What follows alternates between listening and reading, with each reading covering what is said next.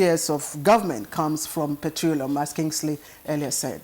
Well, Claire, who would have thought? By May last year, May 2014, clearly oil prices were high. But since June, the dramatic fall in oil prices has, of course, occasioned a number of measures by countries that are heavily reliant, as it were, on proceeds from the sale of crude oil. Indeed. Nigeria is no exemption. Indonesia is there, Brazil, Russia, Kuwait, and several others. Although Kuwait has a deep pocket, just like just like Saudi Arabia. But essentially, what does this mean for us? As we have discussed on this program on a number of occasions, the federal government has initiated a number of fiscal policy measures, and the central bank, of course, has also kicked in monetary measures. And of course, the point was always there.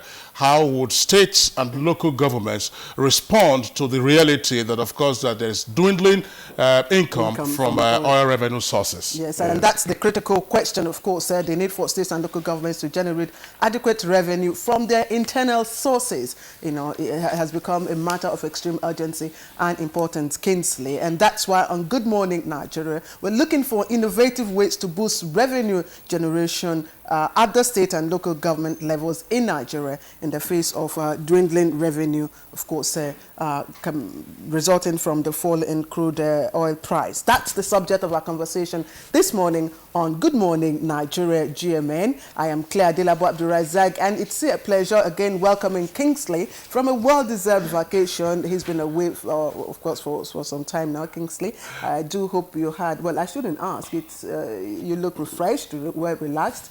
And incidentally, you weren't here when we discussed the issue of leisure, you know.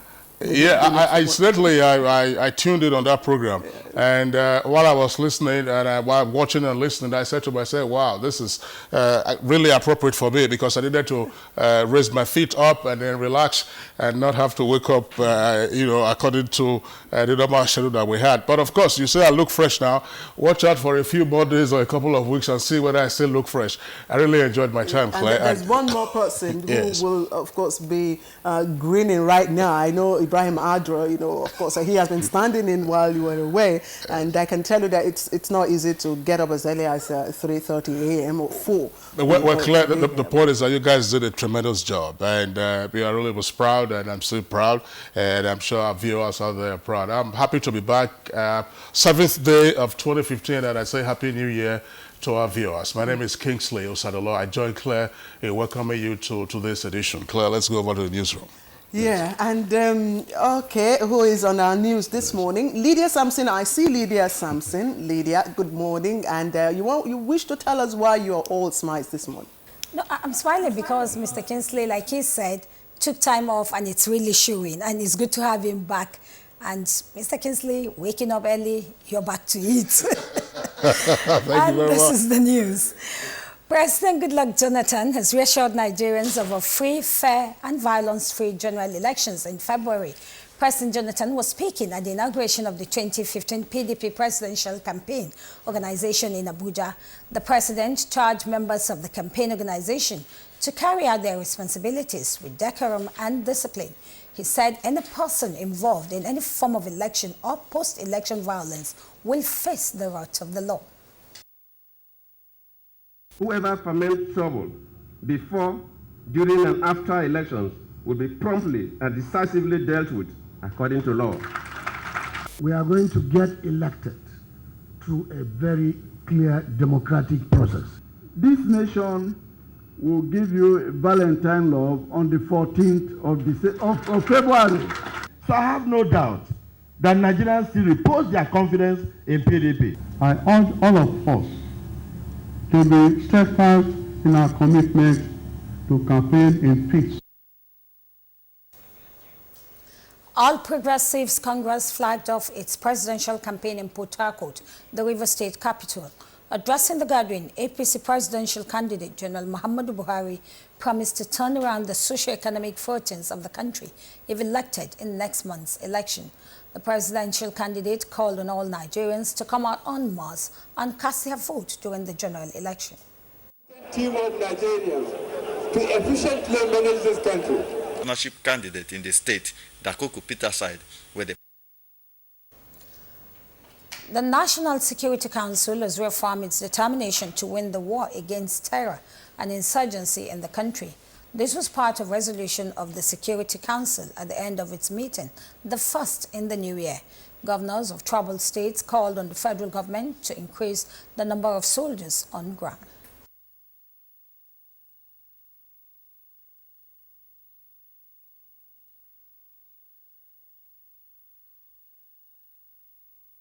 We need more troops. The troops on ground we have in our various states is not enough to contain the situation. So we appeal to the federal government to deploy additional troops with full equipment to contain the situation. The most important issue is how to safeguard the lives and properties of our people, how to recover our lost territories, how to recover the lost Chibok girls. You have daughters, you have sons. How will you feel if your daughter is possibly taken away from you for the past 267 days? So I want to dwell more on how to secure the lives and properties of our people, how to get back the Chibok girls, how to recover our lost territories. 2 days ago, it clocked exactly 5 months since Goza fell to the insurgents. Bama is now firmly under their control. Mobar, Abadam, Kukawa, or tales of wars, of devastation, of destruction, of killings. This is a sad tale that is coming out of Borno. This is a sad tale that is coming out of the north. And you're the chief security officer of the state? I am the chief security officer of the state. In name, you and I know that I neither control the police, the army, not even the damn civil defense corps. Meanwhile, ahead of the general elections in a few weeks' time, the Electoral Institute of the Independent National Electoral Commission has organized a workshop for security agencies. Correspondent Gabriel Odu reports that the workshop is based on the conviction that security is a critical component of the electoral process and one of the indices for ensuring credible elections. There is election in Nigeria, there is always some form of tension. So it is very, very important that we have peaceful elections. It is very important that voters come out to vote without fear. The politicians have to play by the rules of the game. They must obey the rule of Electoral Act. If they obey it, the police will do their work. It's absolutely important that we also make the security agencies themselves to see what it is that international best practices entail, and to be able to internalize this and deploy in their conduct. How to deepen democracy, equality to all parties, and adherence to electoral guidelines in campaign and NTA coverages took center stage as the Nigerian Television Authority (NTA) meets registered political parties. The meeting provided an avenue for NTA to announce the reintroduction of the political talk corner in its daily bulletin. NTA management assured them of their role in making sure the forthcoming general election will be free and fair, thorough, balanced, reported. Active participants in the sense that we're involved in the coverage as part of the media group. And we know what our responsibilities should be so as to ensure that the elections are free, fair, and acceptable to the people. And as far as we are concerned, the media, ours is not to adjudicate, but perhaps to balance the act of politics so that we give you balanced reportage. The act frowns at situations where campaigns are based on sectionalism. And we are urging all political parties to focus their attention on issue-based campaign. Nigerians are tired of listening to name-calling. Time for us to take a break. There will be more news when we return.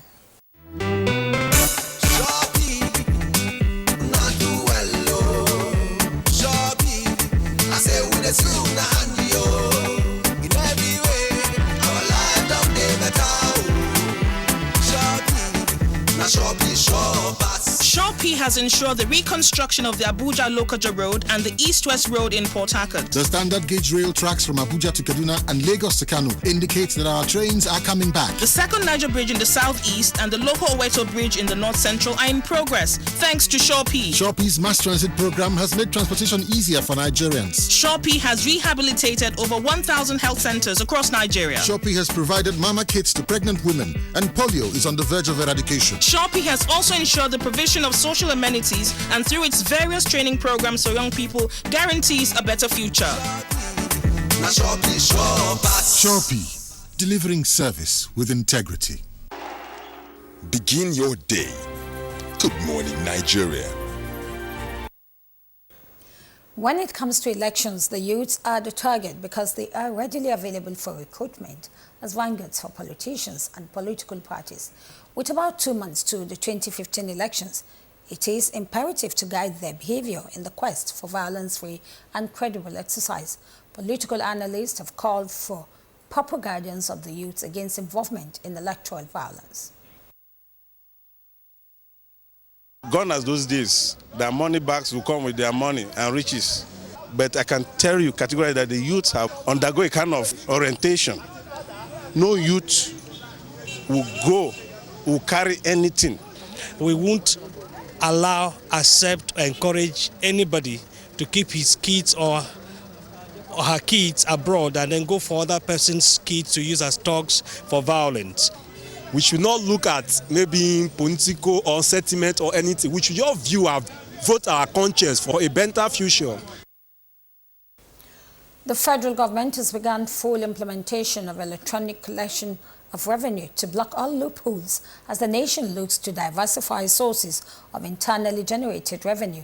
The Accountant General of the Federation, Jonah Otunla, at a sensitization workshop for ministries, departments and agencies in Abuja said, henceforth, all receipts by MDAs will be made directly to the Consolidated Revenue Fund at the Central Bank of Nigeria. Face of cash flow problem, then we need to be innovative.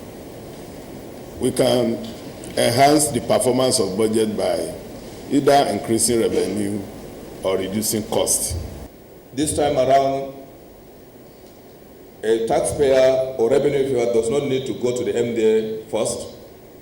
They can go approach any of the commercial banks and make the payment. When the overhead on cash processing is reduced, it will free that fund that would have been used as an overhead for the banks to make available, especially to the real sector. And that's the news for now. It's back to Kinsley and Claire. All right, thank you very much there, Lydia Sampson, for the news. Now we're going over to the business news segment of Good Morning Nigeria, a program which is reaching you live on the network service of the NTA. And the headliners from business, one of which is that trade volume between Nigeria and India hit $17 billion between April 2013 and March 2014. Details of this and others with Sheung Ogunloye.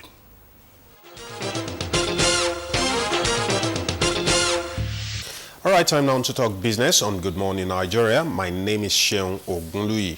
The Central Bank of Nigeria said currency in circulation declined by 0.9% on month-on-month basis to 1.53 trillion naira in October.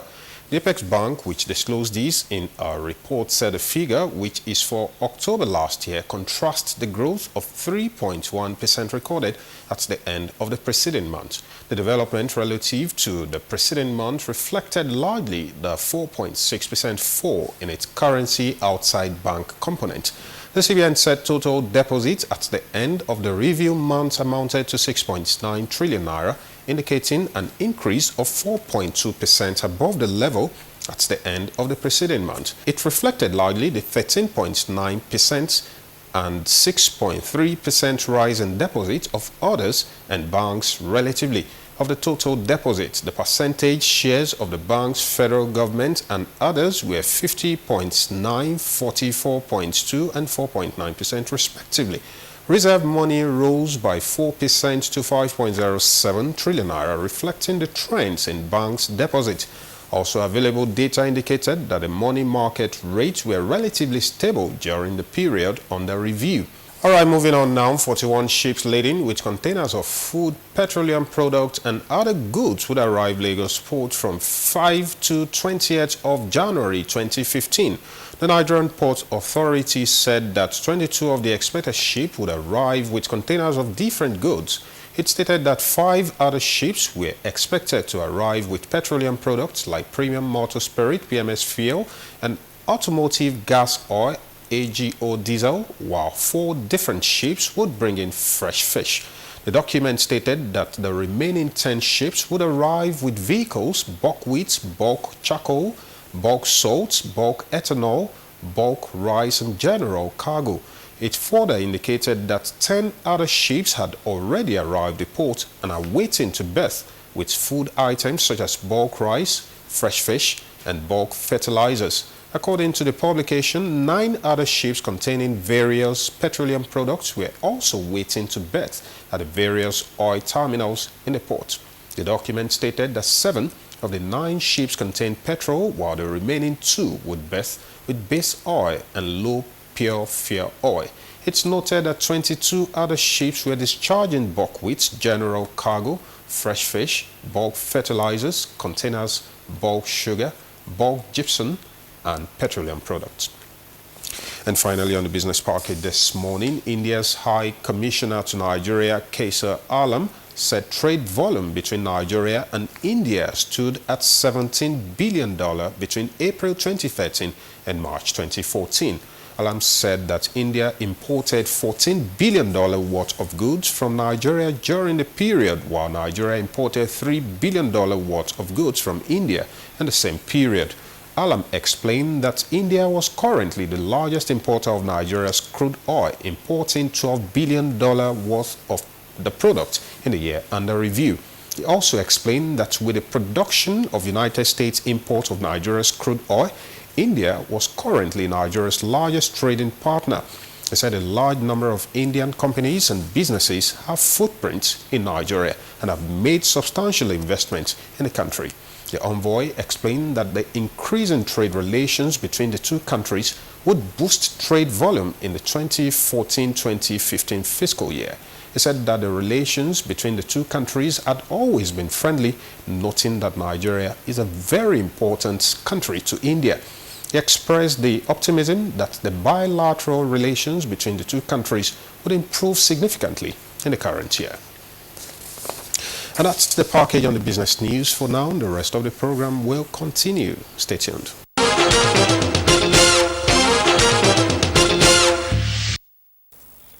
All right, and with that, we'll just take a very first break for the program, and then forget, when we come back, we'll be looking at newspapers review. But first, the break.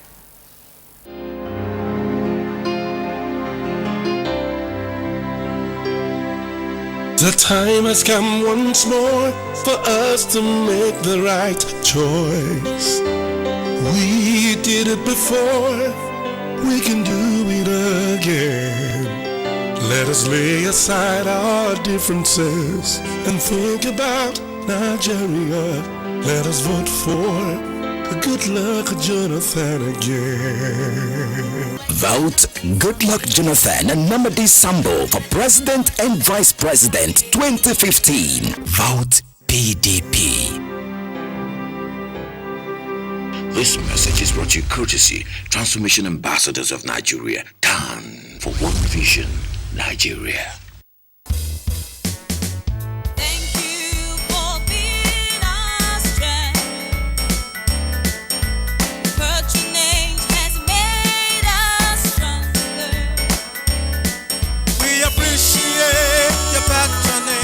Said to you, we really love you. Thank you for being with us. Thank you for being our strength. Yeah, yeah. Patronage has made us stronger. We appreciate your patronage. We said to you, we really love you. Thank you for being with us.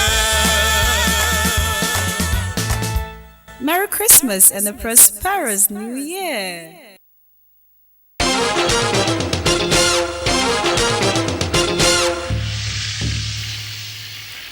All right. Watching Good Morning Nigeria and the network service of the NTA. We're taking, of course, moving forward. Coming up next will be newspaper review, but first, these things.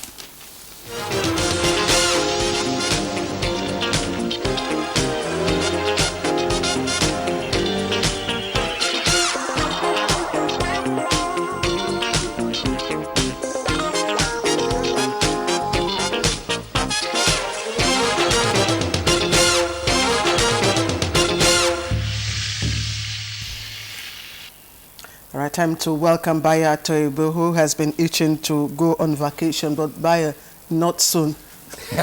Thank you, Claire. Let me welcome Kingsley back from vacation. In fact, immediately I saw him, I said, look, I must also go and take some rest. Good morning, Nigeria.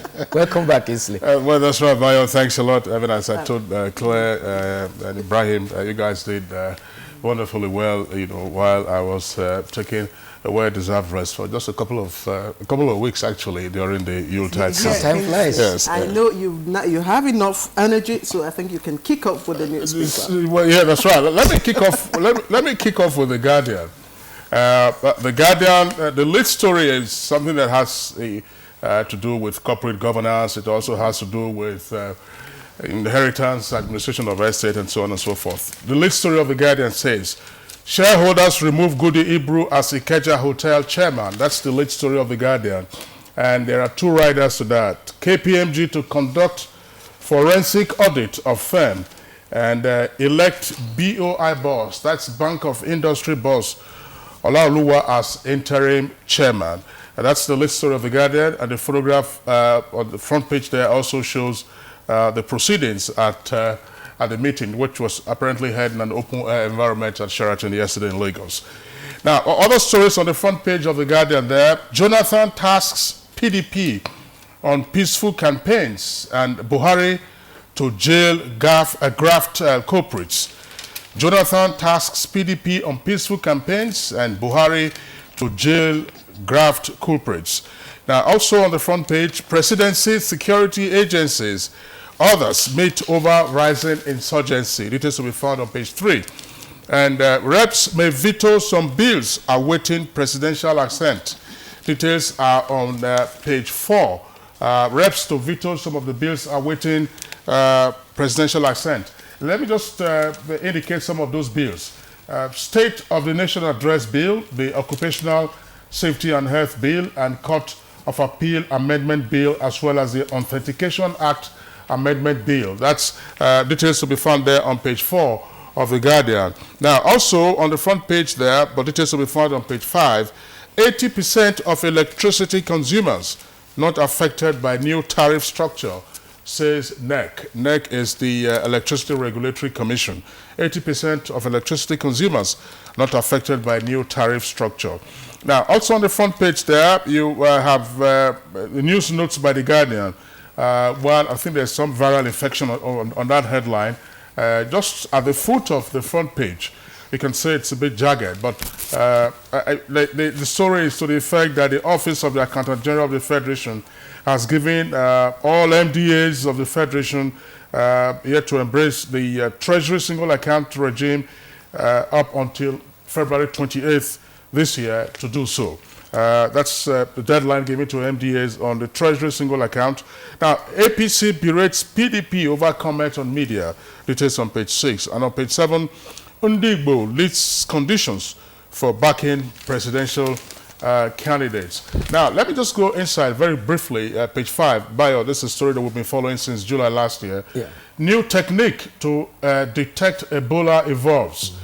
This is according to the Vice Chancellor of Redeemers University, Professor Debo Adeyewa. He says that there's a new rapid response diagnostic test that has been developed, and it can detect Ebola within 15 minutes. That's The Guardian, page 5, on Ebola right there. Now, Daily Times. Daily Times is the paper. I don't know, Claire, whether you guys had time to review Daily Times while I wasn't around. But by, of course, you know, I've seen their promo. They're saying the legend is back. Daily Times since 1926. There was a hiatus in their publication. We are patriots. not hooligans. That's according to President Goodluck Jonathan. That's the lead story on the front page of Daily Times. Now, it has a writer there. Buhari, I'll free Nigerians from PDP's bondage. Then there are two composite photographs right there on the front page. Now, Shell pays Ogoni 15 billion naira compensation over spillage. That's also on the front page. Now, Sheraton locks out shareholders at EGM. That story we read earlier on from The Guardian, page 33. Sheraton locks out shareholders at EGM. EGM stands for Extraordinary General Meeting. That's on the front pages from the Daily Times. Now, let me just take very quickly, Claire, The Nation.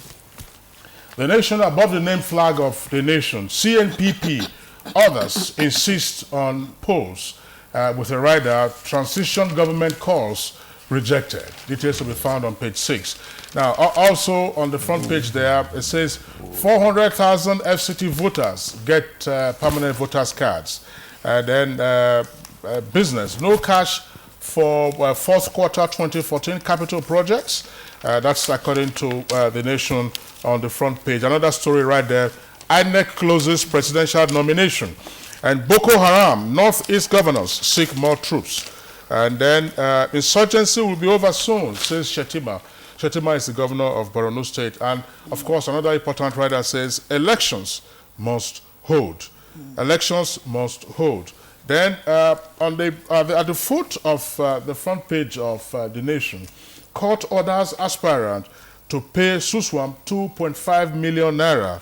And then there's a special report on kids in internally displaced camps in different parts of the country.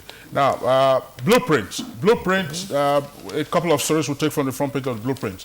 Jonathan Buhari inaugurate campaign teams and met backs Buhari, details on page 6. Now, just below the name flag there, it says, Emir of Kano denies eyeing 17-year-old girl. Emir of Kano denies eyeing 17-year-old girl. That's on the front page there and promoted on the front page, but details that will be found inside page 5 of Blueprint. Now, Kaduna owes 37.5 billion naira. That's according to the Finance Commissioner. That's at the foot of the front page right there of Blueprint. Kaduna owes 37.5 billion naira, according to the Finance Commissioner. Details on page 8. Claire, let me just take Daily Sun very briefly. Jonathan to campaign team, don't insult our opponent. Jonathan to campaign team, don't insult our opponent. And task supporters on issue-based electioneering. Right there on the front page, that's beside the photograph there. Now, local rice producers raised the alarm over import license allocation. Local rice producers raised the alarm over import license allocation. Shekau, a lunatic, says Shetima. Details will be found on page 14. Claire. Okay, Kingsley, thank you. I started with, excuse me, the Nigerian pilot. And the Nigerian pilot leads with, we won't accept parallel government and vows to deal with troublemakers. And that's coming from Jonathan, President Goodluck Jonathan to APC. The details of that story you can find on page 4. It's a lead story on the front page. And the picture story below that, it's that of, again, President Goodluck Jonathan, of course, PDP National Chairman Adamu Muazu, and other Board of Trustee Chairman and other members of the political party. Of course, you have the Senate President there. And below that, beware of columnist in PDP, Onanuju tells Jonathan, also trending on the front page. And just at the bottom there, federal government may slash tuition fees in universities and others. And ex-Uniben VC accuses Edo government of demolishing official residence. Police insist Lagos can't destroy campaign billboards. And Hebrew family fights over ownership of Sheraton hotels. And gunshots greets Buhari's campaign in Rivers. It is on page 6. All the stories are on page 6. And just below the masthead, you find the picture story of the new CJN there. Striking workers lock out CJN and PCA others. That is on page 9. Now, Baga attack, Niger Chad withdraw troops. Details of that you can find on page 5. And quickly just flip through the inside page of the paper that's talking about the Nigerian pilot. And specifically, I go to page 7. On page 7, you find a story. U.S. donates warship to Nigerian Navy. And below that, residents flee as Boko Haram overruns Baga. Now, 400,000, it's on the right column there, collect PVCs in FCT. 400,000 collect PVCs, permanent voters cards in the FCT. Those are the stories, of course, trending on the inside page of the Nigerian pilot. And quickly go on to Vanguard. And Vanguard leads with this report, I'll expose failures of ex-heads of state. And this is coming from President Goodluck Jonathan. And the writer there has it, says Nigeria will get it right next month. A nation will not break. And you have picture stories of the kickoff of presidential campaign. First, right on top there, is that of the PDP launch inauguration, of course, of the PDP presidential campaign organization. That took place yesterday. And below that is the APC, that of the APC flag off in Port Harcourt. Also there, and you'll find members of the APC party, the presidential candidate, his running mate, chairman of the party, and speaker. Then trending at the bottom, there'll be no room for graft insurgency under my reign. This is coming from the APC presidential candidate, former head of state, Major General Buhari. Now, on the inside page, I quickly turn to page 6 and 7 of the paper. And on page 6, very... I don't know what you call this reports now, Bayo and Kingsley. This one says, man rapes neighbor's 8-year-old daughter. Man rapes neighbor's 8-year-old daughter.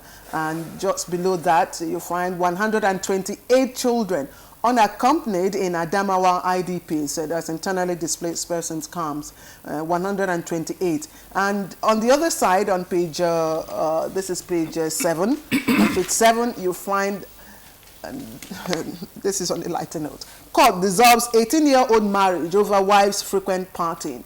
And the wife responds there, I attend parties to maintain customer base.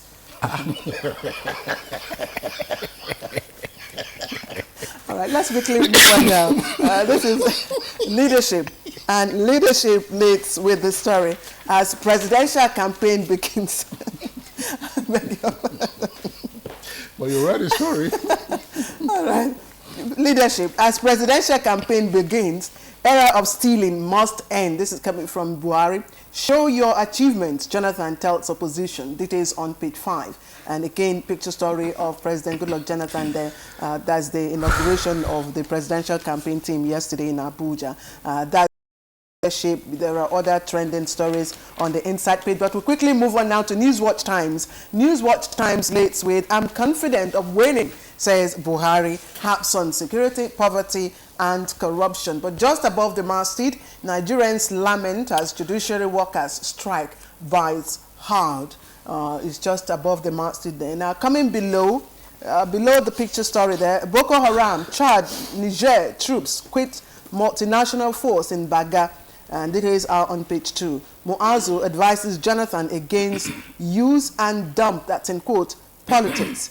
And trending at the bottom, hoodlums attack protesting Uniben lecturers. We really don't have enough time to go to the inside pages. We quickly, National Mirror, Buhari vows to tackle corruption and security as men ditches Jonathan. And again, the picture story there telling further stories. 2015, Northeast governors insist elections must hold, call for deployment of more troops. It's on page 2. I don't know how grenades got into my bag. Female student there on page 48. By your recall, we read out this story yesterday. Now, Jega urges security operatives to internalize rules of electoral process. It's on page 4, trending on the right column there. Other story, judiciary worker strike illegal, says NBA. And Discourse not happy with phased tariff increase, says NERC. Okay, I have two more papers, all leading, of course, with similar stories there. The last one is Daily Trust there. It has on its front page, Buhari launches campaign, says Jonathan PDP ruined Nigeria, and it follows with a picture story of the APC presidential candidate there. Now, below that, the story is trending below that. My hope lies in God, Nigerians, Jonathan says. Details on page 3. And Nigerians overpay for petrol. And finally, bad weather, 185 flights delayed and 130 others cancelled in different parts of the country. Bayo. Wow. Well, thank you, Claire. Well, let's start with the meeting about security in the northeastern part of Nigeria. Yesterday, the three governors, Adamawa, Borno, and Yobe, held a closed-door meeting with Mr. President and all the chief of security to review the security situation. Governor Ibrahim Gaidam said the request of the governors was for more troops to support the troops they already have on ground. When Governor Shetima was asked, he also expressed his position that as an eternal optimist, he believes that very soon the crisis we have there will come to an end. He was asked how many local governments have been taken over by the insurgents, and he said, well, he's not going to give the insurgents an opportunity to jubilate by giving them media publicity about what they want to claim as successes. But what he said was that insurgency, to give publicity to the insurgents, will be to accentuate their ego, and therefore, as far as he is concerned, area of Goza and lately Baga and Dikwa area are the latest concerns there, and it is of matter of serious concern to him. He says that we are facing existential threat, particularly when a reporter asked him about election, and he said, we are facing existential threat, and you people are talking about elections. Our people, our culture, and our civilization is under threat. And he said, yes, election is for only the living. However, he also opined that in crisis area like Afghanistan, elections have been held. Therefore, not holding election in our own situation will even give further antics to the insurgents. So he said that how do we safeguard lives and property is a matter of his concern, how to recover all our lost territories, and also how to get back the Chibok girls. And he posed a poster. How will you feel as a parent if your daughter was forcibly taken away from you for 267 days? The chief of staff also gave indication that, yes, at the time the insurgents attacked Baga, it was only Nigerian troops that were there. The Chadian and Nigerian troops who were there before have since withdrawn. The February polls, which there's been a lot of apprehensions about, INEC has given assurance that it will hold. And this was said by Dr. Ismail Igbani, the chairman for the Electoral Training Institute of the Independent National Electoral Commission. He says that each time there is election, tension is always raised in the nation, and people should not be afraid. You recall that before the 2006 election, I think it was, 2007 election, General Obasanjo said the election was a do or die affair. It was alluding to the fact that sorry, but that was 2003. 2003. Yeah. It was alluding to the fact that whenever there was a civilian to civilian transition, there is apprehensions and there was fear. And that statement was given various interpretations. And again, we are back again. Whenever there is this civilian to civilian transition, there is heightened fear. And he has said that INEC is ready, financially ready, and ready for all things. When they talked about security, he said that the commissioner of police in charge of elections said that the security agencies are all ready, and they are going to provide the atmosphere for people to feel free to come out and vote. They also raised a warning to anybody who was going to foment trouble that the security agencies will not spare such a person, and they will be forced to face the wrath of the law. General Buhari's campaign kicked off in Port Harcourt yesterday, and he has pledged to his supporters at the Adoki Amesi Stadium yesterday that if voted to power, Nigerians will see an efficiency in the management of the economy. It will provide security and prosperity for Nigerians. He, however, said that all this will require a lot of patience from the people and the cooperation of all for this peace to reign. General Buhari said if voted into power on February 14th, he will ensure that there are no room for corruption and insurgency. However, the atmosphere was when supporters who were traveling from two local governments to the place were shot at, and unfortunately 7 of them got injured, one of them very, very critically. And so this has become a challenge for the security agencies. The threat of violence is on, and the police in Port Harcourt has confirmed and said they are investigating.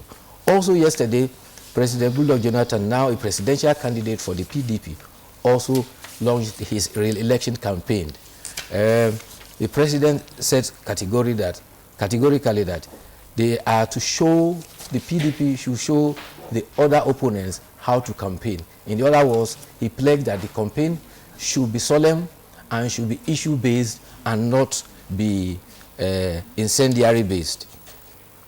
He said that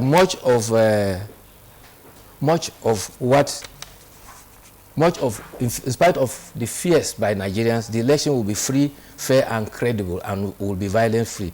He, however, stressed that those who are threatening fire and brimstone will not be spared by the law. The chairman of the PDP also made allusions and said that the campaign organization should be exemplary by making sure that the campaign is issue-based. He also used the occasion to stress that most of the people in the opponent parties are people who have fled the PDP because of perceived injustice. And he called on the president and the party to ensure that instances of injustices are redressed so that they will have harmony. We've talked about the attack, but let me quickly go to the issue that you raised there about the issue of Ebola. Aside from the fact that the test for Ebola now can be completed within 15 minutes. This is an improvement on what the situation was, particularly when we had the crisis of Ebola. You will recall that they had to take blood samples to selected centers, and it would take a couple of 2 to 3 days before they would get the result. So there is that improvement, and it will help because with Ebola, the earlier it is detected, the easier for it to be cured. And also in Liberia, they have started using some of the drugs on some of the volunteers, and it is working. Unfortunately, however, there is a lady nurse who came to serve in Sierra Leone who returned to UK and have been taken ill. Her situation has become very critical at a specialist hospital in London. In the UK. London. Yes. In the UK. But Yes. Bayo, just before you wrap up, and Claire, the issue of whether or not elections will hold, particularly in the 3 northeastern states, Yobe, Borno, and Adamawa, had been in the air for quite a while, and it's significant, therefore, that the point has been made that the elections indeed will hold. But we all remember that last year, Yobe State conducted its local government elections. Yes, yes, and the elections were peaceful. Not a chicken was killed, and Yobe, of course, has been bombarded by the insurgents. What was the trick that the Yobe State government used? Maybe it may wish to oblige INEC with that information. Yeah, INEC has categorically said that they await on the security agencies to give them the green light to go ahead, and they will conduct elections. All right, Bayo, Toyobi, that's the much we can take on this paper. I hope we gave you enough time. Kingsley. All right, now Claire has already signed up Bayo. We're taking a short break now. When we return, we go ahead into our principal subject for conversation this morning, which has to do with boosting IGR, that's internally generated revenue, by the states and local governments.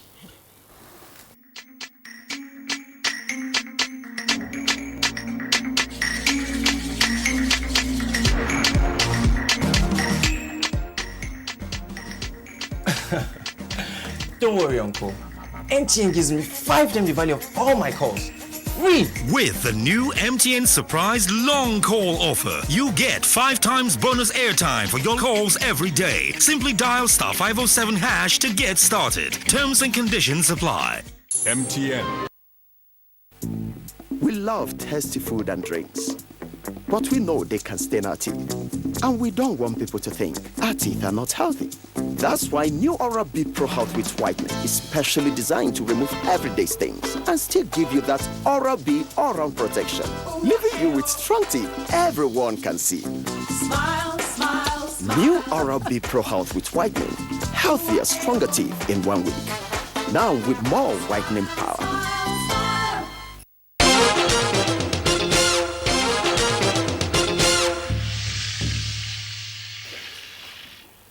All right, Kingsley, you have the background report. I'm introducing the background report. Yeah. The dwindling price of petrol on the international market, of course, presents challenges and opportunities for Nigeria's economy. This is obviously because a significant proportion of Nigeria's foreign earnings come from crude oil sales. Now, in this report, Ignatius Unkwo takes a look at the measures that would increase state and local government IGR. Internally generated revenue, IGR, is the income that states and local governments generate within the areas of their jurisdiction.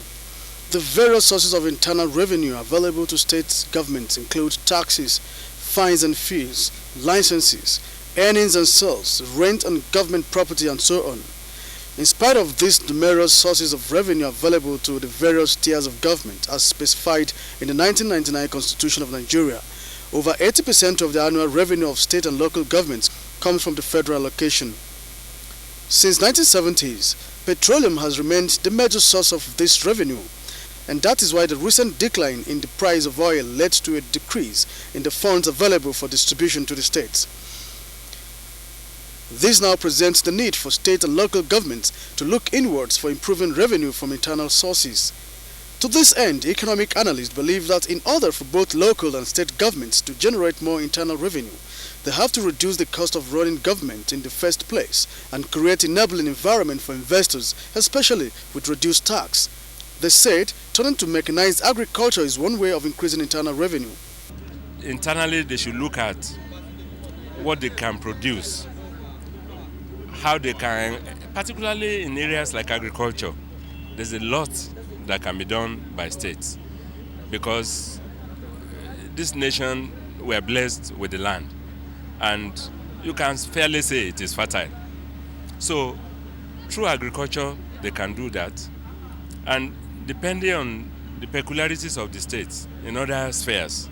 Other areas include improving efficiency in revenue collection from existing sources, increasing the rate of existing taxes, and broadening the revenue base by introducing new taxes. Experts also recommended the use of external tax consultants for state and local governments. Level of revenue generation from majority of the local government areas are abysmal, nothing to go home about. But then they say to whom much is given, much is expected. The citizens are also looking onto the local government to do something for them, provide those very basic needs in order for the rural dwellers to be able to make a living, so that they can in turn be able to pay taxes and increase revenue. Decentralization and financial autonomy of the three tiers of government were among the measures recommended for an increase in internal generated revenue by states and local governments. Therefore, if Nigeria must cushion the effect of this dwindling oil price, there is urgent need to improve the internally generated revenues of states and local government in Nigeria. In Abuja, Ignatius Unkwo, NTA News. All right, thank you, Ignatius Unkwo, for that background. We have joined us here in Abuja studio, Mr. Adebayo Lumide Adefegbe. He is fellow of the Institute of Chartered Accountants of Nigeria and a tax consultant. Mr. Adefegbe, thank you very much for coming to join us in this conversation. Thank you very much, madam. Also with us this morning Nigeria. is Ogbonna Ukuku, Country Director, International Institute for Investment Promotion. Mr. Kuku, thank you once again for joining our conversation on Good Morning Nigeria. Yeah, thank you very much. And live from Lagos Network Center, we have of course Mr. Bolaji Ogunseye, and Mr. Bolaji Ogunseye is just trying to get his details now. Of course, he is a policy analyst and development expert. Mr. Ogunseye, thank you for joining us from Lagos. Thank you. Good morning. Okay, well, I think let's begin with Bolaji right there on the split screen, to right there from the Lagos Network Center. Mr. Ogushoye, there are good times and there are also bad times, obviously difficult times.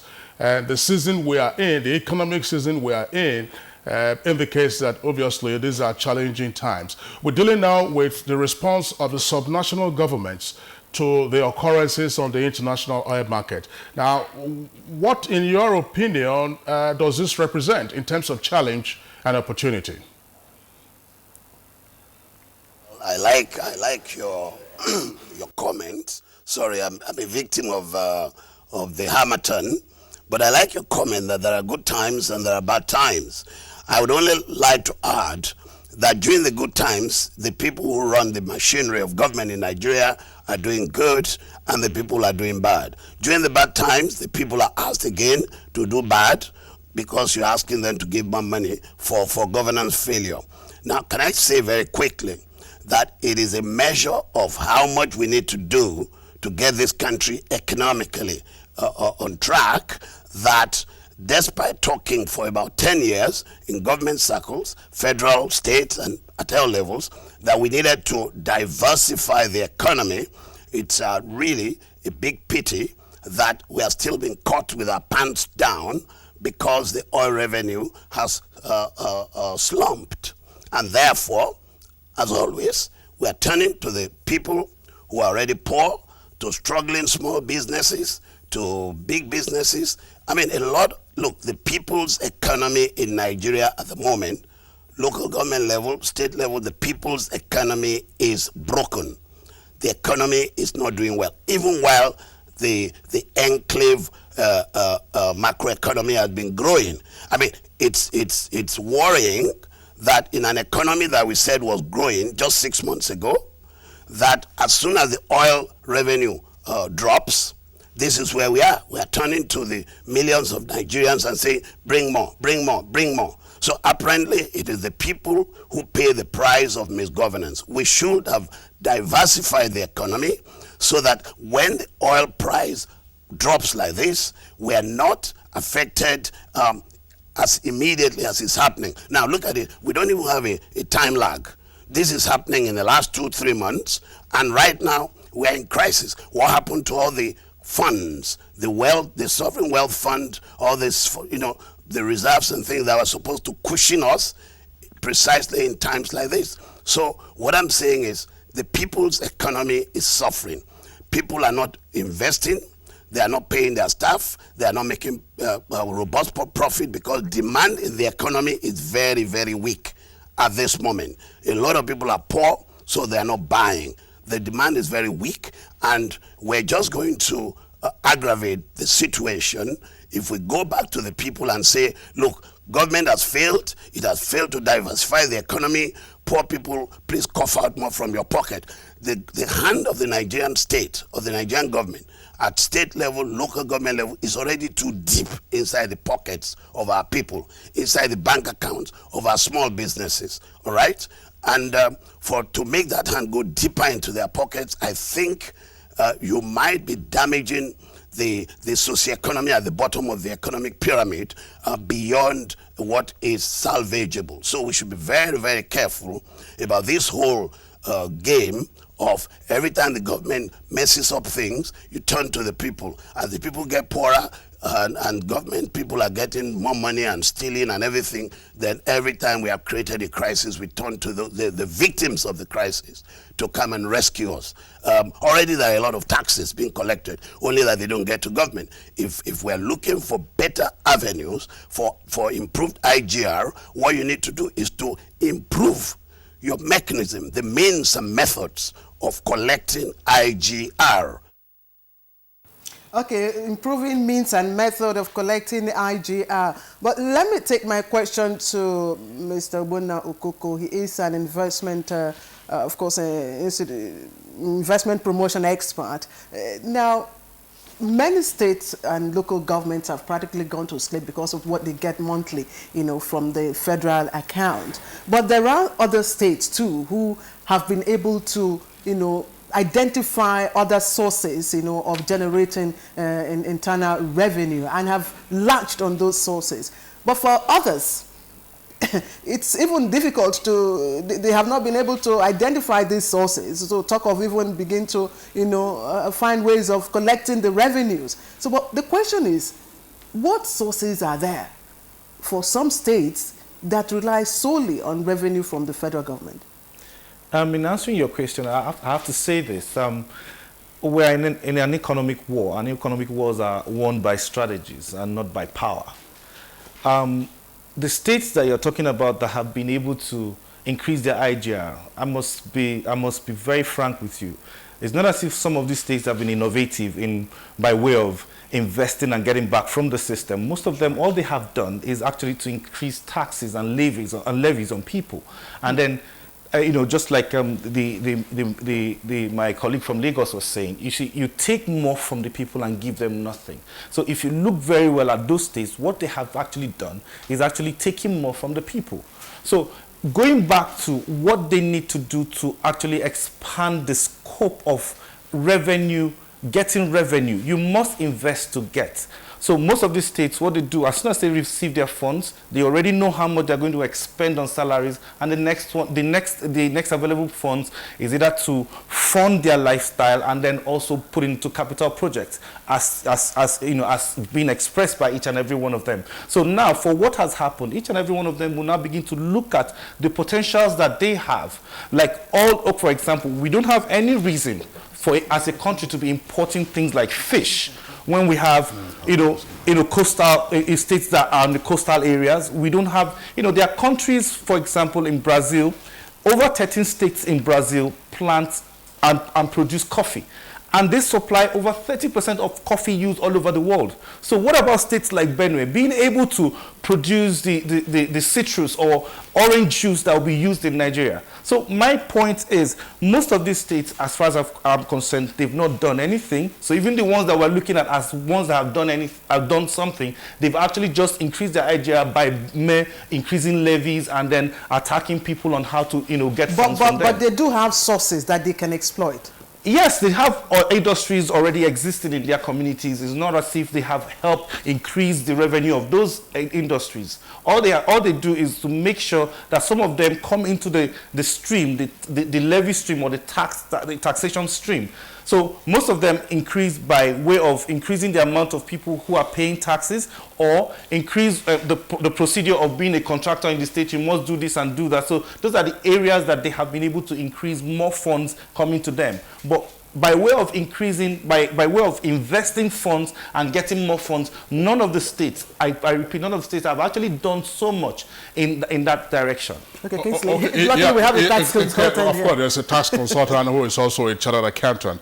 Mr. Adefegbe, you heard what Mr. Okuku said as an investment expert. Do you agree with him? Thank you very much. And once again, good morning, Nigeria.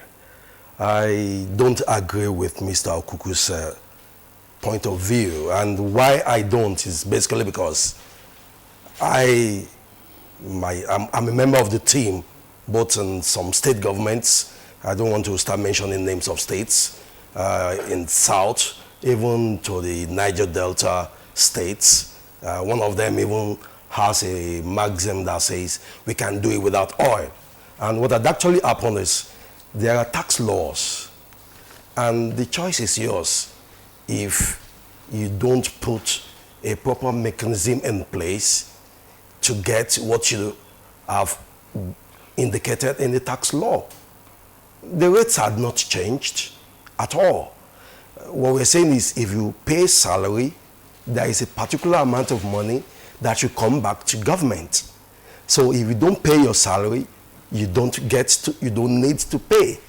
For instance, the pay as you earn levy or taxes we're talking about. It's only so most of these states have actually done is that they have identified that most of the people that earn these salaries, rather than come to show themselves, declare themselves, they've not. So they've now appointed several agents, and means data collection had been constructively put in place, enhanced, both by all manners of of opportunities to gather information together. They harness this information. I'm telling you, some states, what they now do is when they see you come to have a plate registration on your car, you can't buy a Lexus Jeep and come and register it and tell me that you are paying 10,000 or 20,000 naira tax. Do you understand me? These are some of the avenues that they have put in place to make sure that we want to make every citizen, either individual or corporate, responsive. And I think, if you ask me, unfortunately, what is happening now is good for Nigeria. And why do I say it's good for Nigeria? We've always been living ostentatious lifestyle because of oil. It's a natural resource. Let's look at most of these other countries that don't have the tax, that don't have the resources that we're talking about, and they're doing wonderfully well. I just came back from Dubai. Apart from even the oil reserves they've got there, you can imagine the enhancement of their tourism industry. We have thousands of vehicles, plush, beautiful looking cars to move you from one station to the other at extremely reasonable prices. Yes, the government has done a lot as well. They've put their roads in places. In the right perspective, there is 24/7 power supply. But what I'm saying is, if we need to get it right, I think this is the opportunity that we've got. Let everybody see himself or herself as being the government.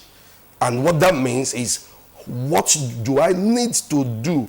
Let me first contribute to my quota before I come to harass that government, either at local, state, or federal level, that you've not done your bit. Okay, Mr. Adefegbe, thanks. Yes, gentlemen and Claire, well, let's see, what is emerging from all the contributions so far? One, there's a clear recognition that taxes would be one source of revenue for governments. And Mr. Adefegbe now is speaking about the greater efficiency in tax collection or tax administration. Mr. Okuku, right here with us in the Abuja studio, also has raised the issue of investment.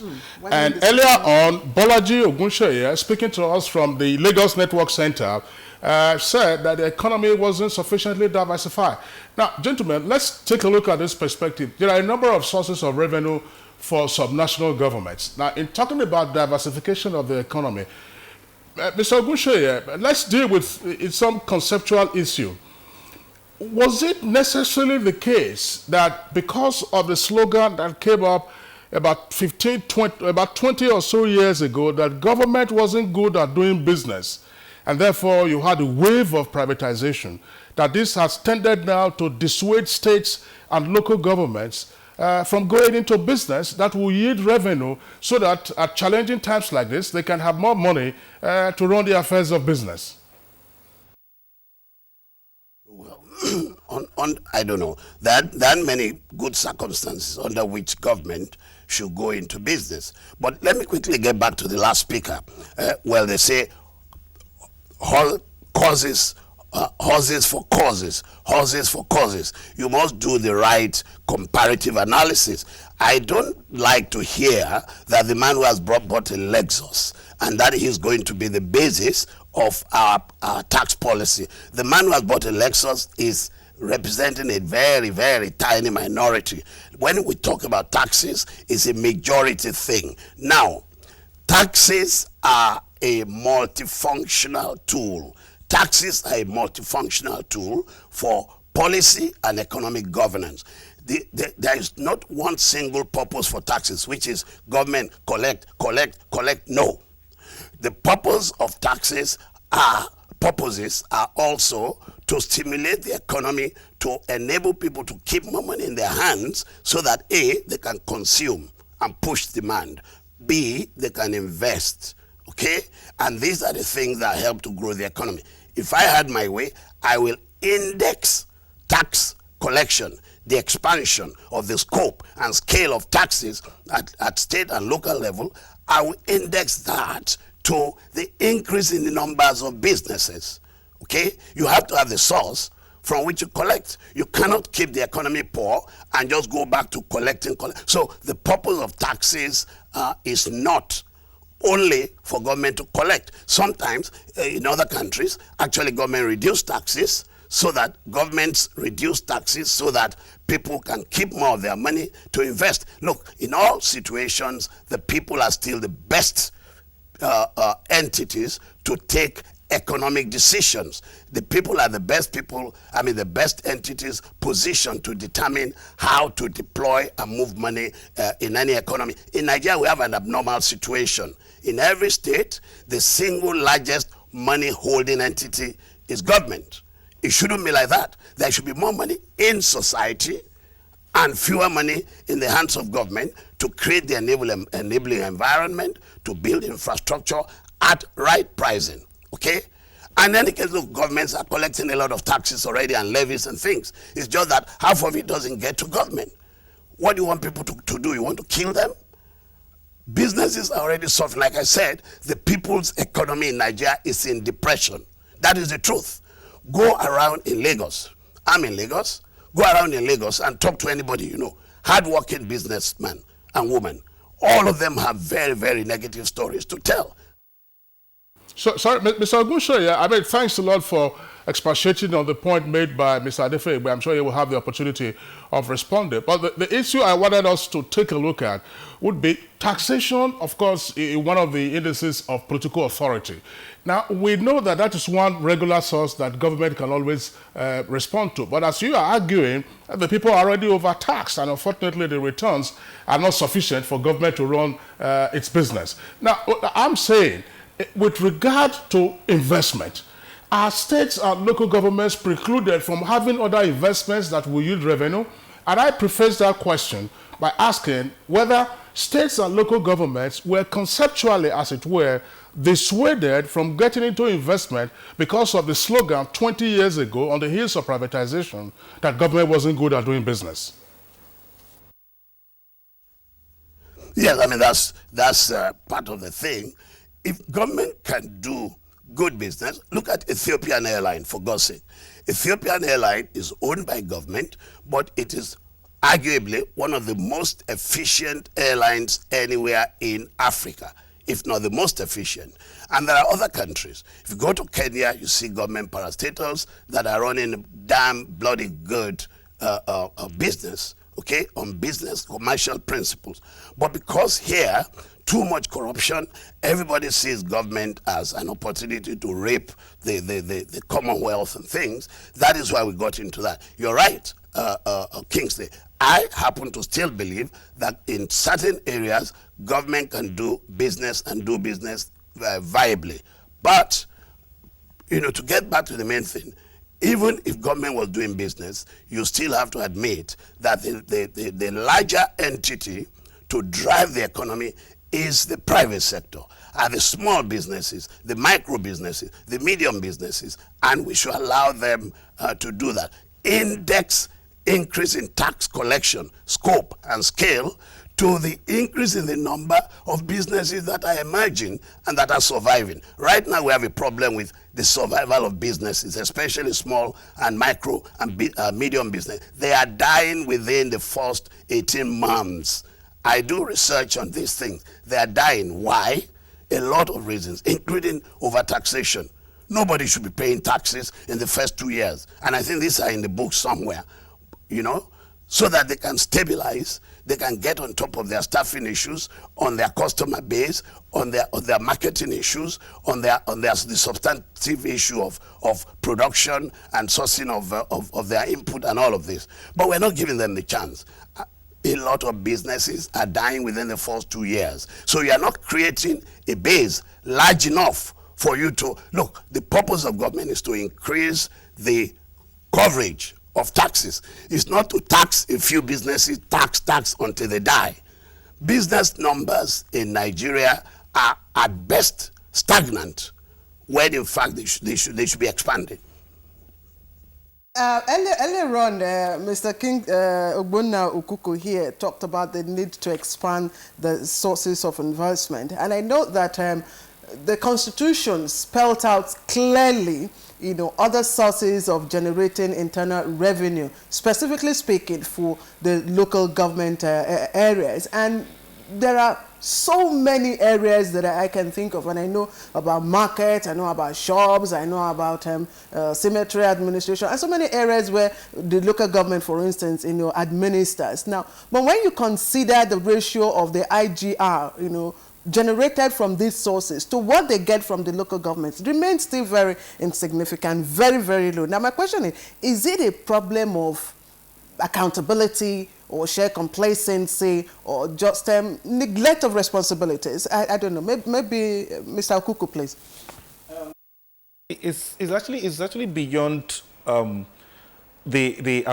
things that the local government or the state governors are doing. I use this as an example. For me, I think it was in when the telecoms companies were starting. I remember one of the state governors invested about, I think it was about $6 million. And when he exited that transaction, he left with about $36 million, which he invested in a refinery, which never came upstream at the end of the day because of some political issues. What I'm just trying to say is government must not fully own businesses, but government should learn how to jumpstart transactions. And then, just like my colleague was talking about coming back from Dubai, the truth is, everything you see in Dubai, government actually structures most of those transactions. And when they structure those transactions, they get experts who will run those things and make sure they run them effectively. So for the local government, there's no single local government in this country that cannot boast of one thing or the other, one transaction they can go into or the other. But most of the time, what happens is when, like I said earlier, when they receive their allocation, they don't look beyond paying salaries, and then the next thing they want to do some project that they will be known for, or some project, because if these monies are put into transaction, there has to be clarity, there has to be a transparency. So in those areas, they might not be able to do the things that would earn them some monies. So personal funds. But if it's for the growth of the entirety of the community, or the local government, or the state government, they won't be interested in such transaction. So what I think we should do going forward is there must be an alternative economic concept strategy that will involve every single person, no matter whether you are from one political divide or the other. Everybody must sit down and have that conference, just like what they had earlier, the constitutional conference. For me, discussing the constitution and all of that will not take us anywhere. But if you come to discuss how Nigeria can actually use the resources that they have, how state government can actually use the funds given to them to invest more and make more money and get the citizenry, a better status. And again, in this unemployment issue, you cannot get people off the street when you don't have investments or businesses that are running. So what I am saying is everything we're doing will be going around the circle if we don't sit down and agree that apart from just building airports, apart from building, and most of these airports, are they even viable? We need to also ask ourselves those questions. Instead of us going to transactions that will help alleviate the poverty of the people, and we just go, building things that won't take us anywhere.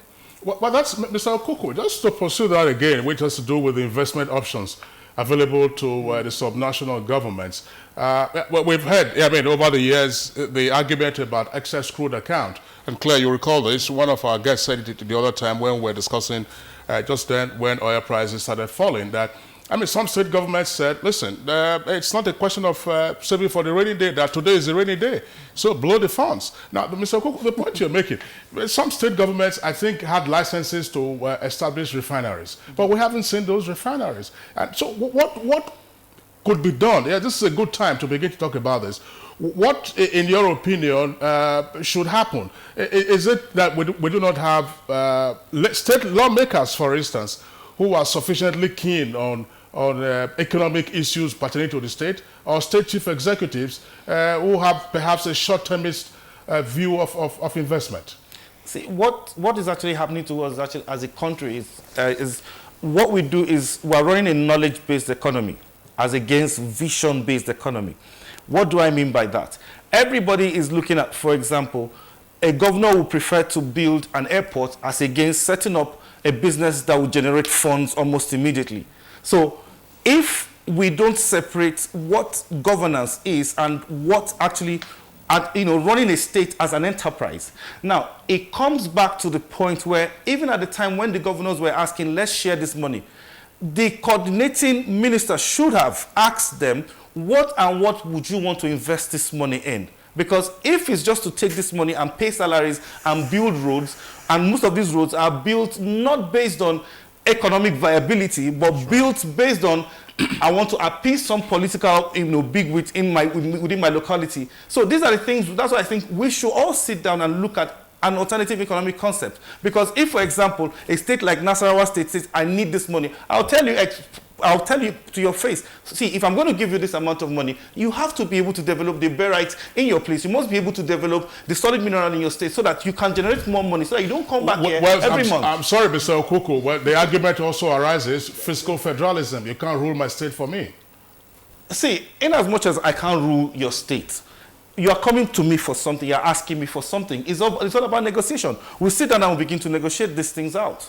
There must be a standard for accountability.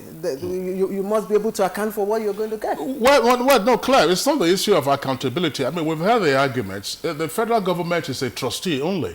I mean, and if you look at the trust concept, you have the trust property, you have the trustee, and then you have the beneficiary.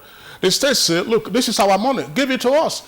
We had all that. The matter went to court anyway, so let's not get into the details of all of that. But the essential point that Mr. Kuku is making, and all of the other contributors, has to do with the challenge and the opportunities that this represents. We return now to Mr. Adefegbe, to get back to this. Well, what I said, you wanted to respond earlier to the comments made by Mr. Ogushoye from the Lagos Network Center on taxation. Rather than taxing a few to death, why don't expand the base of the pyramid so that you have more revenue streaming in? Thank you very much again. And the comment I'll make still on that goes to show that unless you are actively involved, you will most times be talking not with precision. And what do I mean by that? I'll take a particular scenario of residency rule. A state government came into power and they realized that many of the people that were living on their border towns were paying their taxes to another state. And what did they do? They went to town, made a lot of jingles, campaign, and said, hey, you pay your taxes where you live and not where you work. And automatically, more revenues were generated for that particular state. Of course, a particular state lost some revenue. The bottom line is, unless you are actively involved, and I'm still saying, nobody is asking anybody, any taxpayer, to pay more than what you should pay. The tax man is just an agent to execute what the law says. Let me give an instance. When there was, I'm also based on Lagos. There was a time that there were so many reckless driving in Lagos State. And then it used to be some pittance, maybe 2,000 or 3,000 fine. And what happened? It was increased to 50,000 naira. Will you not blame the state government for doing such? No, but that was a controversial thing. If you drove against the one-way traffic, yes, against the one-way, I love it. Why? Because why must you drive against one way? Yeah, maybe as a tax consultant, you were also thinking about the commission that you would get. No, to the contrary. That was going straight to the pocket of the government. I'm just saying that there had never been an instance where the law says pay 2% as an individual or a corporate organization, and the taxman gets to that office or that home and makes you to pay more than that. So all that has happened is initially there were about 100 people in the database, and now the state had gone to the extent of making it to be 1,000 people. And more people now get to complain that they are paying taxes. Okay. But they don't. The truth is, we are not a willing tax-paying people. That's again because of attitude. I'm sorry, Mr. Adefe, but let's take a look at another perspective on this, Claire. Mr. Ogunsoye, right there at the Lagos Network Center, if you're listening. Now, there's one of the basic rules of money is that it isn't so much what you earn or how much you earn, but how much you are able to keep. Now, one of the key issues that we have to deal with in our public finance, national and subnational levels, has to do with the leakages in the system. There are complaints, for instance, about the outsized nature of the workforce. Too many persons doing absolutely nothing. And then, of course, you also have pilfering, what people refer generally to as corruption. How does this situation that we are faced with now challenge us to begin to deal with the issue of leakages? When I was in government in Rivers State, a local government chairman, very efficient one, told me, "Okay, I don't need 3/4 of the staff. If you look at my outgoing, my salary every month, I'm paying for about 70% of people I don't need. They have been loaded. Everybody has put people there, everybody has put people there, and you have to pay them. Some of them are grade level 16, 15, and they never show up. They don't even work. I know somebody here in Lagos whose son collects 7,000 from an LCDA every month, but the name under that is not even the son's name. It's the name of some other person who on grade level 14 and 3. Now, let me tell you, I want to raise this discussion I want to refocus it because there's something very important we're not talking about. There's just an assumption that the state needs the amount of money it claims it needs. Who exactly determines how much money a state needs? How do we know that the money they are collecting is actually equal to the task they have to do? We don't even know where's the value for money, okay? Does the state government need all the money it is trying to collect, or it needs that money because of what Kingsley referred to as leakages in the system, overpricing of infrastructure, overpricing of services? Listen, I want us to debate in this country, in Lagos State, how much should a kilometer of road construction cost? We know the international benchmark, and we know the benchmark for Nigeria, for Lagos, okay? ECOWAS is building a 1,080-kilometer road from Ivory Coast to Nigeria. As I speak with you, that road costs the same amount as we are building Lagos-Ibadan Road for under 200 kilometers. So we need to look at the whole issue. Does a state government need all the money it claims it needs? Because we cannot rely on them. They are the ones collecting, they are the ones spending.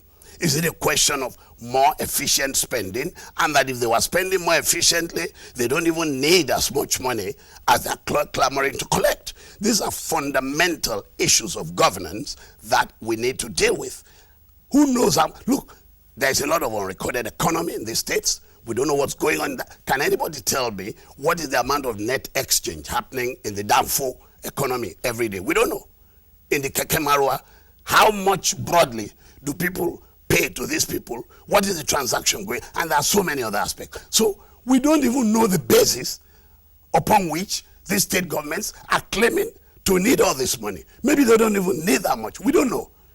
If you are pricing some of your infrastructure at 5 times how much you should be pricing them, and the roads will collapse in 2-3 years, you know, is this a reflection of how much money you need or how much money you are wasting? The inefficiency of your application of funds to challenges. Very well. Bolaji Ogunsoye, very provocative questions that you have raised, and of course elaborated on the scope of our conversation. As you very well know, there's another guest waiting there at the Lagos Network Center. So we'd like to thank you for your contributions and to say that we'll continue to discuss this matter going forward. Thank you once again for being with us on Good Morning Nigeria. Thank you. And I'm sorry for my bad voice. is Hamilton. No, well, it's a sign of the weather. I mean, flights were disrupted yesterday to different parts of the country, so it's a sign of the weather. So thank you very much there, Bolaji Ogunsheye. But just to come again to the Abuja studios, Claire, maybe ask Mr. Okuku, that's the investment expert. Mr. Okuku, you heard the point raised by Mr. Ogunsheye. Now we're discussing actually leakages, because which is the relevant examples that he was citing. How can we begin to plug these leakages so that what comes in doesn't just go the other way into just a few hands? I think the most important thing is we need to first of all know ourselves. How many are we? Who are Nigerians? How do we even identify ourselves? The world has gone beyond, just saying that there are 5 million people. There has to be a biometric system of us knowing each other. With that, you can actually plan effectively. And with that, it will be easier for you to block those leakages, because when you're paying salaries, you know who you are going to pay salaries to. Then number two, being able to, like you talked about the fiscal federalism, there's no way anybody, as it stands now, can say exactly how much these states need. But what I can say is, it's good that this discussion or this debate is coming up in a time when people are about to go to the polls now to vote their leaders. It will be a mistake for any man or woman or a child or who's up to voting age to go out there and just vote people based on the fact that you like their face. You shouldn't vote anybody based on that. You should vote those who you understand that have pedigree when it comes to managing funds or to that can improve lives, people that have background, people who are coming from somewhere. It's not just anybody you see or you like the person's face, you begin to vote for the person. The truth is, for us to develop or for us to move forward as a nation, the critical thing that we must do is to look at how we can actually improve what we already have, add value to what already exists. For example, even the oil sector we're talking about, if we're now running back to agriculture where we ran from to oil without adding, looking at the adding value to the oil that we have, if we don't add value to it, at the end of the day, we'll still be losing when we get back to the agriculture or whatever it is that we're going to go into. We call it solid minerals. We must be able to add value to each and every one of those products so that we can get the best out of each and every one of them. Okay, Kingsley, just before we take Mr. Adefegbe here, we will also have joining us live from our Lagos Network Center, if he's already in the studio, Shuaibu Idris is an economic analyst, and Mr. Shuaibu Idris, thank you for joining the conversation. And right now, the issue we're looking at is the issue of resource management and, of course, prevention of leakages in the system. And Kingsley, just through that question, I'm sure you listened to the contribution of Mr. Kuku and Bayo Ogunsheye. What are your views? In some states, for instance, we have a bloated workforce. A particular state is said to have a work size of about 100 special advisors and, of course, PAs. And this is a great challenge, or a very big challenge, when we talk about improving or boosting our IGR. Very good morning to you, and thank you very much for the invitation. I've been following up the discussion or the conversation from the beginning till this point, and I think contributors have done excellent on the subject matter. On the issue of economic management of Nigeria and indeed of the local and the state government, I think we have a lot to do and a lot to gain to try and change our ways of doing things.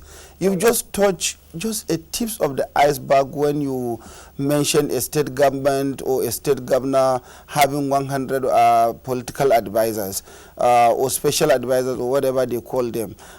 Really, when you look at what the current finance minister has claimed to have been able to save when she decided to computerize the salary payment of the federal civil service or civil servant, one can just imagine what goes in at the local and the state levels, or what goes on today.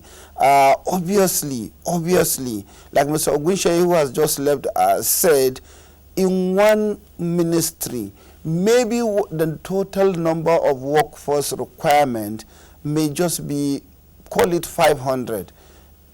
As at today, that ministry may be having 2,500 staff, just because you want to have job for the boys. Now, the unfortunate thing to this is lackadaisical attitude is set in. A lot of mediocrity comes in, and to worsen the situation, labor or the labor union might say, don't retrench. Meanwhile, those who are working hard may not be paid a living salary or a take-home pay. Now you have that challenge. And unless otherwise we do things the right way, we may never see the end of this. I've just taken one aspect of blocking the leakages that contributors have mentioned. Just the salary aspect, the Federal Republic of Nigeria saved close to about 3 billion naira on a monthly basis in terms of salary. That is what Ngozi Okonjo-Iweala said when she computerized the payment. Okonjo-Iweala also did mention about benchmarking on contract and how to manage delivery process of jobs. How do you explain the cost of, say, delivering a bottled water that we all know 1 liter bottled water may go for not more than 150 naira, and when you are given a contract, someone gives you the supply of a bottled water at 1,000 naira. Yet we jump and go and do all this. When shall Nigeria change? No matter how much broadening of the revenue base you might want to do, no matter how much you want to deepen the revenue sources, you have a challenge if you are not able to effectively and efficiently manage the resources you have. Resources are in general limited, and no matter how stupendously wealthy a man or a nation might be, if the money or the resources are mismanaged, the value or the country might have to regret. And that is exactly what has happened to Nigeria. In the last, say, 5 years, 10 years, the oil price has been hovering over $100. We know, and everybody knew, that this wasn't going to last forever. But what did we do? During Obasanjo regime, we had up to $67 billion in our reserves. We had excess crude account. Today, the excess crude account is said to be empty. That is what Governor Oshimole said. Even though the finance minister claimed that is not the truth, but nobody told us, came out to say what Oshimole said is lie, and the current credit balance in that account is X amount. The reserves are already heading to south below 30 billion. When the IMF and the IFC has said for our currency to maintain its reasonable level, Mr. Idris, speaking to us from the Lagos Network Center, just a few points to correct, even though you had stated that. The Senior Special Assistant to the Finance Minister on Media indicated quite clearly that the assertion by Governor Adams Oshiomhole of Edo State was incorrect, and he went on to elaborate on the excess crude account. And the excess crude account, of course, is available to all the beneficiaries, but it has to do with the management of the excess crude account. But let's return to an issue that Claire raised. Say that, look, you have, for instance, in terms of workforce, those are the bureaucracy and those who are political appointees, quite excessive in number. But I would like us to take perhaps a recent historical view of things. It may not be necessarily the number of political appointees that you have, rather than their earnings. And this happened towards the tailpiece of Chief Olusegun Obasanjo's civilian administration. Now, between 2006 and 2007, there was a revision of the earnings by political office holders. And this, of course, was done by the Revenue Allocation, Revenue Mobilization Allocation and Fiscal Commission. So it is on the basis of law. It also has to do with the allowances they earn. If you travel from point A to point B, local tours, for instance, this is how much you get. If you are going abroad, I'll give you a simple example. Before the revision, that was just towards the end of his administration in 2007, a state commissioner who was traveling abroad was entitled to extra code allowance of $400 per day. But by the revision, it became $600 per day. Now, the rationale for that at the time was to say, look, if you put more money in the hands of political office holders, then the temptation to raid the public till will be limited. But now we are seeing the adverse consequences that more and more of our resources are going into recurrent expenditure. Would you now call for a revision of the scale of payment for political office holders and indeed other employees of government? I think you need to be a little careful in analyzing the challenges facing Nigeria and indeed local and state government as the case may be today. Number one, we are talking of lower revenue arising from, the reduction in price of crude oil. Number two, we are also looking at how do we broaden, how do we deepen the revenue base, the IGR. Number three, we are talking about how do we block the leakages. If you limit your discussion just to political appointees and their take home, you will be missing the point. What is the proportion of the political appointees to a typical state civil service structure? A typical Nigerian state might have not less than 5,000 employees. Maybe what that state requires is between 1,000 to 2,000 employees. Now they have 5,000. That is 150% more than what the state requires. When you talk about what the Revenue Mobilization and Fiscal Allocation Commission came out with during the Obasanjo regime, again, the policy framework espoused by the commission was on those political appointees that were mentioned in the Constitution. Now, we have a situation where one of the states in the north, I will not mention names for obvious reasons, the governor had over 1,000 senior special assistants. Even if that governor is paying them just 25,000 naira per month, 1,000 to advise you on what? And on whose expense? At whose expense? I mean, you don't even look at the quantum of the money these advisors take. We're looking at the number. Are they realistic? Are they reasonable? But we also need to step back and tell ourselves the bitter truth. What kind of constitution are we running? We have a constitution that is dictating to Mr. President that the president must, as a matter of policy, appoint at least one person as minister from each of the 36 states of the Federation. Do we need 36 ministers? How many ministers does America today, as huge as it is, with 200 million population, how many ministers do they have? Why do we need 49 ministers? So we should be talking about not just the quantum of the money taken or the per person or per capita money taken by each individual, but also the number of the appointees and the desirability of whether we need to have them or not, and what is the value? What are we getting, value for our money? Maybe you pay. There are bankers today that get 50 million naira per annum as salaries. Is their employers complaining? Are their shareholders of the banks complaining? Because they are bringing in what they are, more than what they are being paid. In any case, the relationship between labor and capital is exploitation.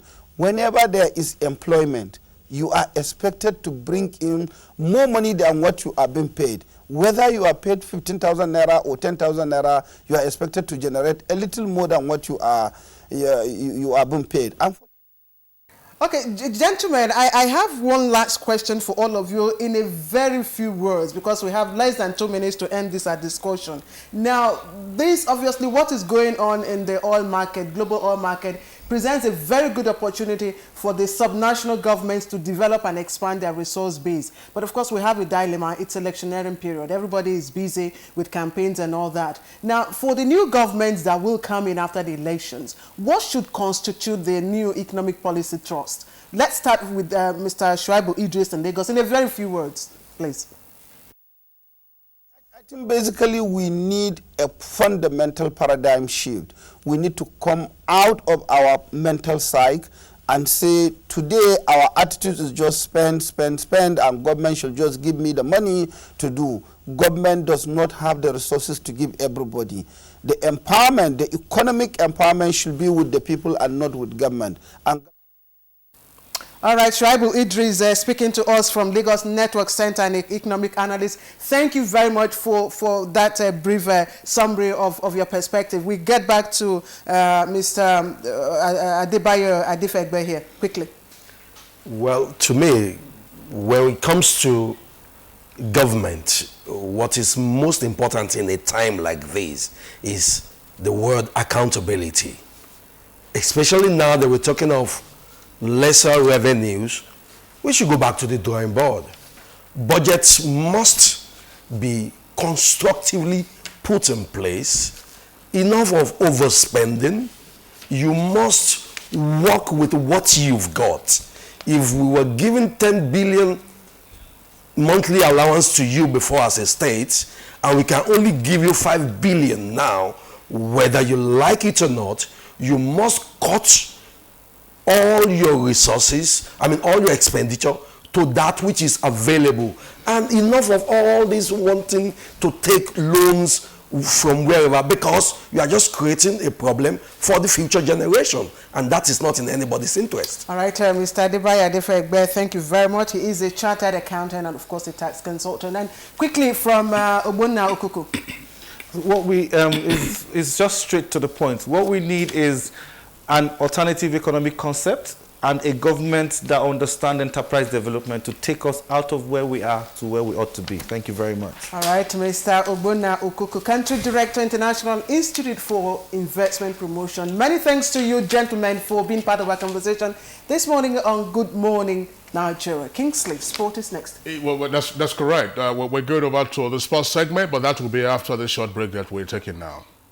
2013, John Obi Mikel of Chelsea Football Club and Super Eagles midfielder was crowned Nigeria's king of the pitch, and His Excellency Senator Leo Imoke CON Football Friendly Governor of the Year. Who will be Nigeria's king of football? Matchmakers Consult International and Nigerian Television Authority NTA presents the Nigerian Pitch Awards 2014 and its Night of Honors. Who will dethrone Vincent Iyama as goalkeeper of the year? Can Emmanuel Emenike remain Nigeria's striker of the year? Will Kanu Pillars remain Nigeria's best club side? In 2013, you voted Super Eagles coach Stephen Kesh as coach of the year. Toyin Ibitoye, Football Journalist of the Year TV. Adeojo Kere, Football Journalist of the Year Print. Bimbo Adeola, Football Journalist of the Year Radio. Chief Felix Anyansi, Manager of the Year. Guinness Nigeria PLC, Best Corporate Sponsor of Football of the Year. And Lagos State, a state with the best grassroots football development program. Nigeria Pitch Awards, Nigeria's own football award.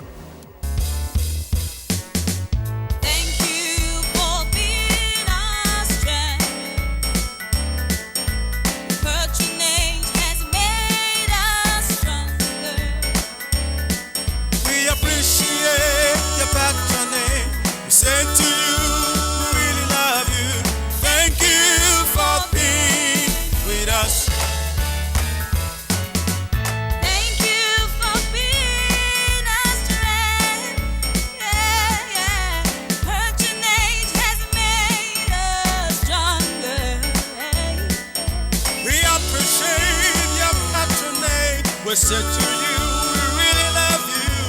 Thank you for being with us. Merry Christmas and a prosperous New Year.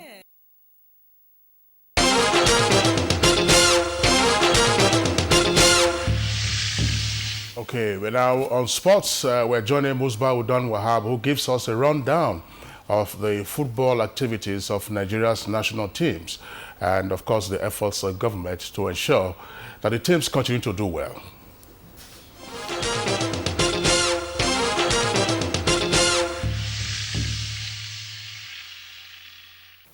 All right, a quick one from the world of sports. That Nigeria's flag will not be hoisted in Equatorial Guinea later this year is no news anymore, but some other national teams will be busy in the year. Let's take a look at Nigeria's football calendar for the year. Enough cannot be said about the Super Eagles of Nigeria's failure to fly the green and white colors in Equatorial Guinea, when the African showpiece begins later this month, a time when the champions failed to defend their title even before the start of the tournament. That was after their dismal performance in the qualification series. Out of 6 matches, the Eagles got 2 wins, 2 draws and 2 losses. Despite that, however, the year 2015 football promises to be exciting for Nigerian soccer fans. Series of international friendlies have been lined up to keep the team in shape and preparation for forthcoming qualifiers. However, participating teams are already gearing up for the AFCON Mundial as team lists are being released and replacements are being made for injured players. The tournament is expected to run from the 17th of January to 8th of February, shortly after which the Under-17 African Championship will commence. The tournament, billed for Niger, is expected to run from the 15th of February to March 1st. 2-time winners, Golden Eaglets of Nigeria, are drawn in Group A alongside hosts Niger, Guinea and Zambia. The coach Emmanuel Amunike Tutot's side needs to get to the semi-finals of the tournament to book a place at the Under-17 FIFA World Cup, billed for Chile this year. Similarly, CAF will also be holding the Under-20 African Championship in Cairo from March 8 till 22nd of the same month, and 6 times winners, the Flying Eagles of Nigeria, will be hoping to use the tournament as a stepping stone for New Zealand Under-20 FIFA tournament also this year. The Manu Garba boys have been paired alongside Cote d'Ivoire, Congo and Senegal. Nigerian local football teams will also be in action in February as Enyimba and Kano Pillars will be slugging it out with Al Malaki of South Sudan and Buffaloes de Borogo of Benin Republic in the CAF Champions League. Warri Wolves will also be in action with RC Bobo of Burkina Faso, while Dolphins of Port Harcourt will also trade tackles with Leones Vegetarianos of Equatorial Guinea in the CAF Confederation Cup. On the female scene, African champions, the Super Falcons of Nigeria, will be in Canada in June for the FIFA Women's World Cup. The Edwin Oko side are drawn in Group D alongside the United States, Sweden and Australia. That will be time for the CAF Award nominee, Asisa Toshuala, and her teammates to make Nigeria proud again. Now, all this outing coming up might not be easy without adequate funding. Chairman House Committee on Sports, Godfrey Geya, talks to us on National Assembly's efforts in this direction. We ensure that that can be a problem, that all our teams going for competitions are given appropriate allocations to enable them train well, to enable them take part in friendly matches, and also to participate well at the various events. So I can assure you, we will look at that, and the Assembly will do its best to ensure that football does not lack funding for the various competitions that go into this year. But we will not just be talking football. This year we are looking at other sports because we know Nigeria is a very big country. And that's sport this morning. The program continues very shortly.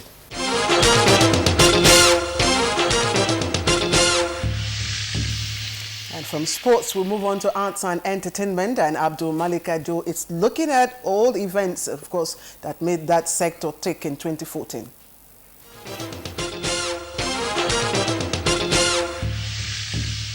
Hello there. The year 2014 has come and gone with several songs that rocked the airwaves via radio, television, social media, blog sites, and even mobile phones.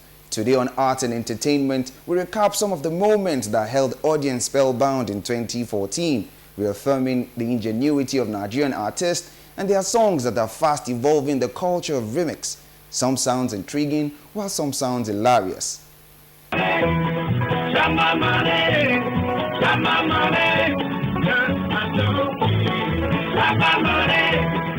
This is clearly not the popular Nigerian duo Peter and Paul Okoye, P-Square.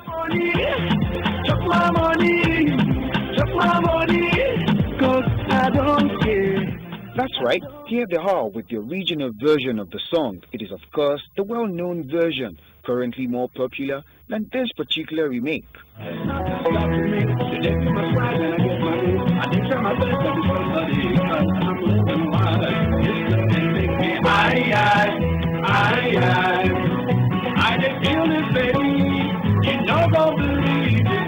Performed by the in-house Prowells from Chicago, United States of America, the song Chop My Money sounds alien in the American accent, and it is quite intriguing. Remaking the song will have required a great deal of diligence from the band. First, the Americans would have thoroughly studied the lyrics which is a fusion of Pidgin English and Yoruba language. But being able to sing them out and aloud would be the big deal. But somehow, it seems that the in-house plurals would make P-Square proud of their efforts.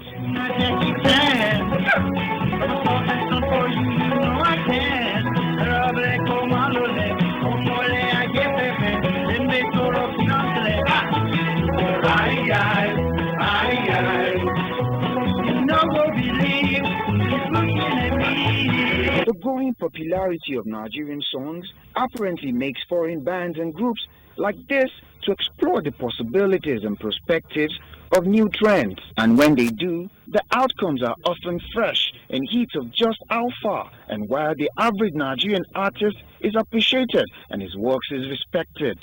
And even the most ardent fan of Nigerian musical industry cannot help but smile as he or she watches these white Americans almost seamlessly deliver one of the most recent popular hits in Nigeria.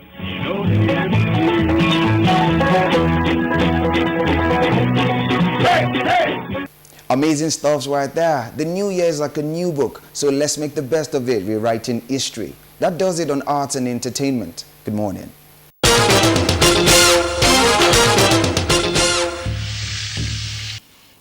All right, thank you very much there, Abdul Malik. We're going over now to the foreign scene where Oyemi Ajayi is our guide.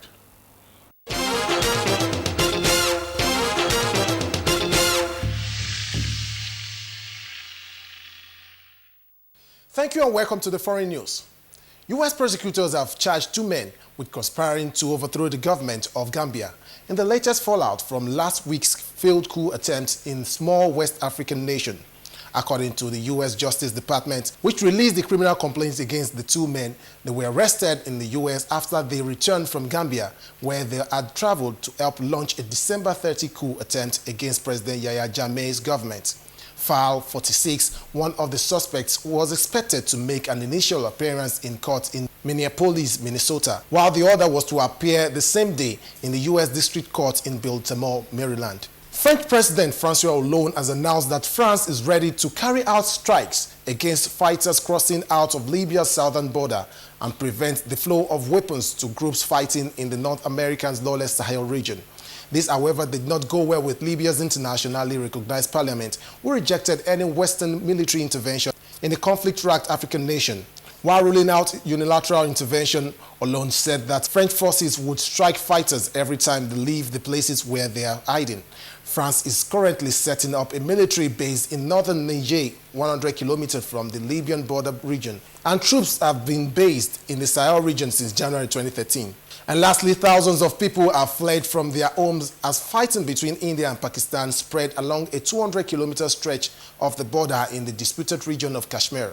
Tension between the nuclear-armed rivals has risen since India Prime Minister Narendra Modi called off peace talks in August and clashed along stretches of their borders have been erupting intermittently since October. At least 10 Indian and Pakistani soldiers and civilians have been killed in fighting over the past weeks. And that's it from the foreign scene. Good Morning Nigeria continues.